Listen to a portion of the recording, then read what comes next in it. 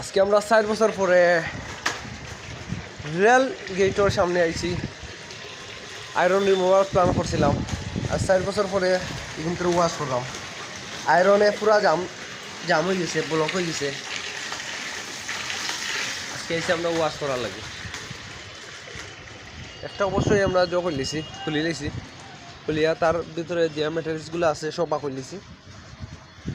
আর পানির কী অবস্থা তো শুনি, সব আয়রনও চাক্কা,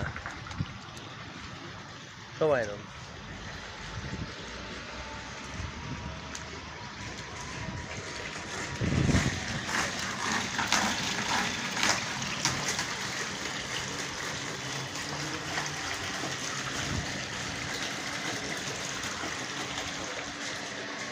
জাহাঙ্গীর ভাই একটু কৌতে আয়রনের সম্পর্কে কাম করাই, মনোযোগ দিয়ে কাম করাই, মনোযোগ দিয়ে কাজ করলাম। এই দেখো আয়রনের অবস্থা ভাই, আয়রনের অবস্থা বেশি ভালো না। কালকে সব জাম হয়ে গেছি, পানিটা আমরা ক্লিয়ার করলাম। কাম কি দিয়ে